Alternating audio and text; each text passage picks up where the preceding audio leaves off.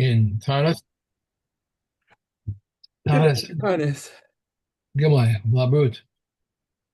Okay, Gimel, hey. I thought you went to the early minion today. He was going to get caught Not in that not rain. today. For these plagues, we sound the shofar everywhere. For wind blasting, for yellowing of grain, for numerous locusts, and for finishing locusts for a wild beast or for a sword. We can sound the shofar on these occasions because each is considered a traveling plague. It once happened that the elders descended from Yerushalayim to the cities and decreed a fast because wind blasts the size of an oven's mouth was seen on grain in Ascalon.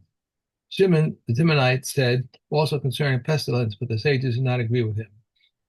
For every calamity that may befall the community, we sound the shofar concerning them, except for excessive rain. It once happened the people of Wait just a second. does Uh, something wrong. I started on Gimel Hay oh, that's why, because because that's yours. that was mine. Yeah, go back to bed.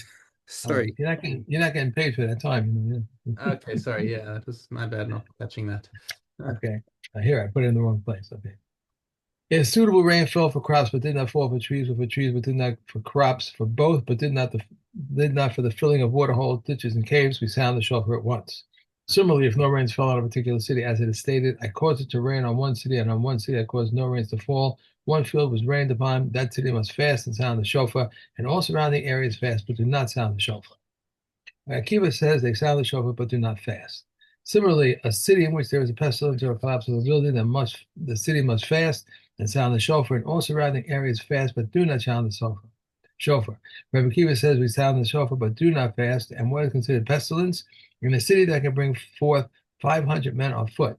If three men died on 3 consecutive days, are considered pestilence. Fewer than this is not considered pestilence. Okay. Okay, al elu masriin b'chol makom. So this even so the following things, even if they appear in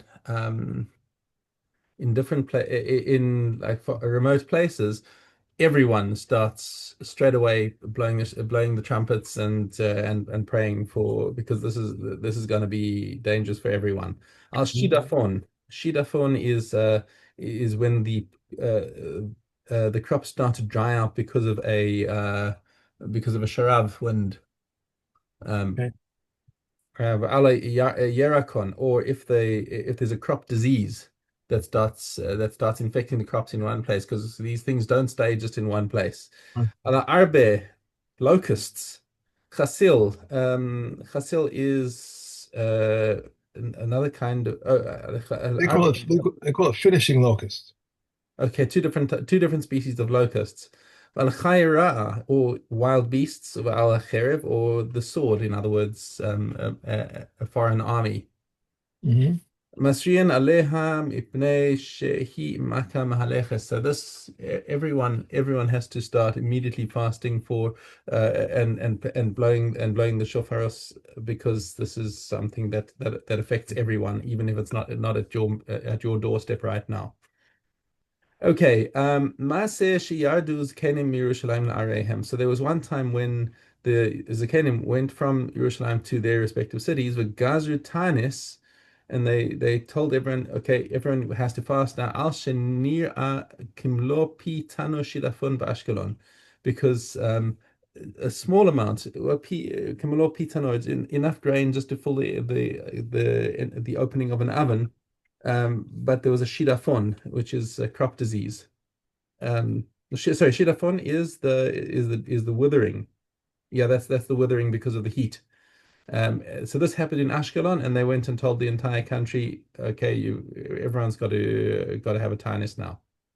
Um, V'od gazru taanis. And another occasion, they also made a taanis. Why? Al she'achlu zeivim shnei tinokos be'ever hayardain. There was a wolf attack, and two kids were killed by a wolf attack over the Jordan River, and they declared a fast over that. Rabbi Yossi says no, lo al she'achlu ela al she'niru. He says it's not just that they attack them. It's even enough that the wolves were seen in an inhabited area, which means that these wild animals are emboldened and ready to attack people even in civilized places. Zion, al elu masriin b'Shabbos. Yeah, most of the time we don't make any sort of things or have any prayers on Shabbos unless it's something that's of immediate consequence Mhm. and pikuach nefesh kind of consequence. Al ir shehikifu goyim or nahar. Right, a city that has been besieged by a foreign army, or there's a flood going on and people are in danger.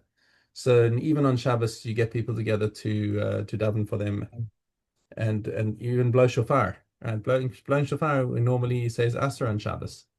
And this over here, it's even considered like a pikuach nefesh to blow shofar or blow the trumpets, um, and overrides that durabanan on the Shabbos.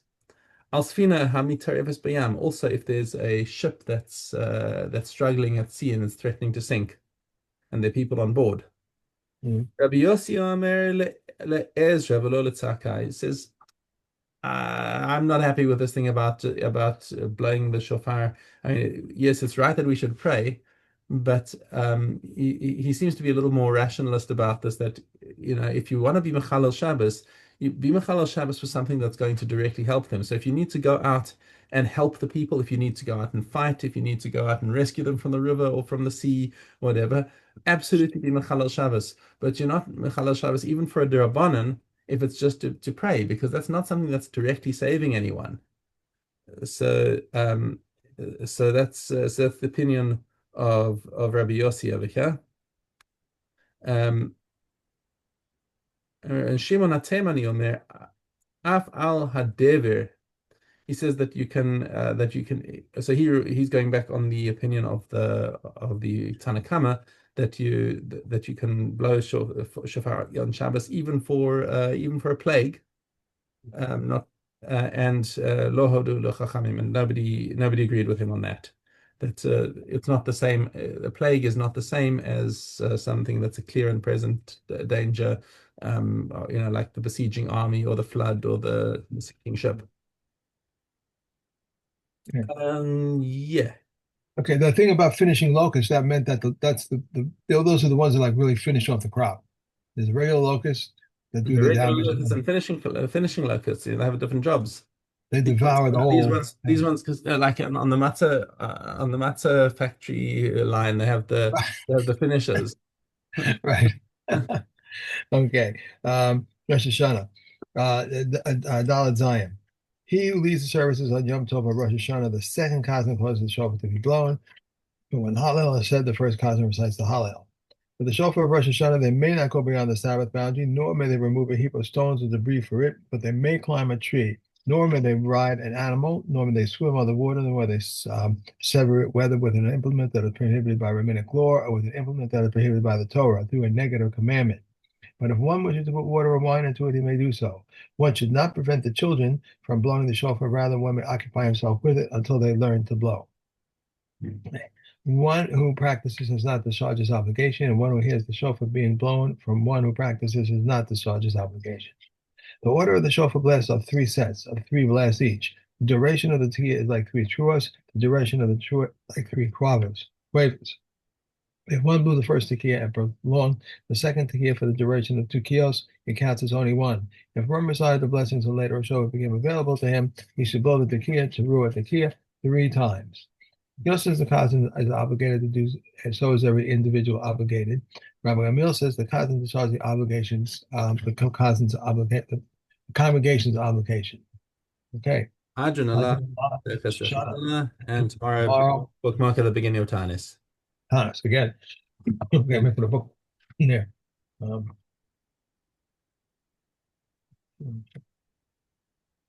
innocent. Where is it? Okay. Sukkah. Sukkah, Daled Gimel.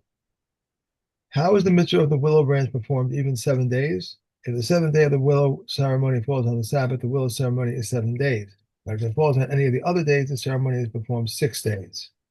How is the mitzvah of hula performed? If the first day of Sukkot falls on Shabbos, they bring the lulav to the Temple Mount, and the attendants receive the lulav from them and arrange them upon the bench.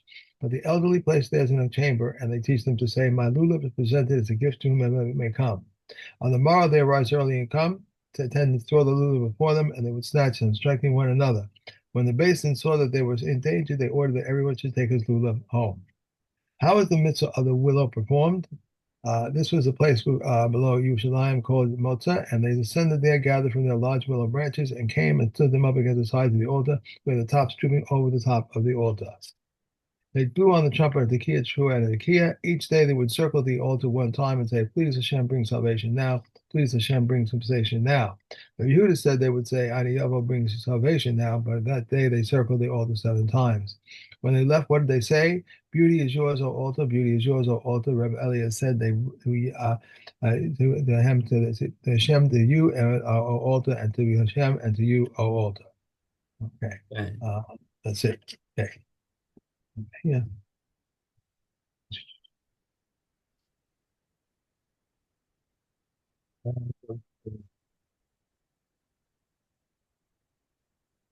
Okay. Zion Yud Aleph. A person may give a ma'at to a grocer or to a baker, or that he give in possession in an error. These are the words of Rabbi Eliezer. But the sages say his money does not affect possession. But they concur that in regard to other people, his money gives him possession, and we cannot make an error for a person except with his consent. Rabbi Yehuda said, to what do these words apply? To error techumen, but in regard to error chatzaros, we may make an error with his consent and without his consent, for we may benefit a person in his absence, but we may not disadvantage a person except to in his presence. How do we make a communal error of techumen? One places a barrel and declares, Let this be for all the people of my town. For whoever will go to a house of mourning or a house of rejoicing. Whoever accepted this while he was yet day is permitted, and after dark is prohibited, because we cannot make an error after dark. What in its quantity? Food for 2 meals for each person of his food for a weekday, but not for the Sabbath. These are the words of Meir. Rabbi Yehuda says for the Sabbath, but not for the weekday, and both intend to rule leniently. Rabbi Yochanan of Broker says a loaf worth a punjin when 4 solid costs a selah. Rabbi Shimon says 2/3 of a loaf, of which there are 3 to a kav, half of it for a house infected with tsaras, and 1/4 of it to render one body prosel. Okay. Hey. Yeah. Yeah. And here we go. Okay, Demai. Hey, Allah. If one buys from a baker, how does he type? He takes a quantity sufficient for a truma misa and a challah, and says 100 of this on this side is misa, and the rest of the misa joins it. That which I rendered misa is rendered truma misa on it, and the rest is challah. And misa sheni is in the north or the south of it, and is redeemed with money. Hey, base. If one wishes to separate truma and truma misa jointly, he might take 1 part in 33 and 1/3, and says 100 of it is what here on this side is kulin, the rest is truma for the whole, and 100th kulin is here. On this side is misa, and on the rest adjoining it is misa, for which I rendered misa is truma misa for it, and the rest of challah and misa sheni in the north and the south of it, and is redeemed with money. If one buys from a baker, he may separate tithes from the warm, from the cold, and from the cold for the warm, even for several moles. So says Reb Meir. Rabbi Yehuda forbids because I say yesterday's wheat was from one day and today's from another. Rabbi Shimon forbids in the case of Truma Maisa, permits in the case of challah. Okay. And Caleb, Pest, Zion. Regarding a sheretz that is found in the eye of an oven, or the eye of a stove, or in the eye of a chupak, for the inner edge and outward the oven is tahor. And if it was in the air, even if an olive volume of a corpse was in the eye, the oven is tahor. If there is an opening of a tefek in the eye, everything is tameh. If a sheretz was found in the place for laying the wood, Rabbi Yehuda says from the outer edge and inward, the stove is tameh. But the sages say from the inner edge and outward, the stove is tahor. Rabbi Yossi says from the point opposite where the pot is set and inward, the stove is tameh. From the point opposite where the pot is set and outward, the stove is tahor. If a sheretz was found in the place where the bath attendant sits, or in the place where the dyer sits, or in the place where those who cook olives sit, the stove is tahor. It is tameh only if the sheretz is found from the place where the pot covers up the opening and inward.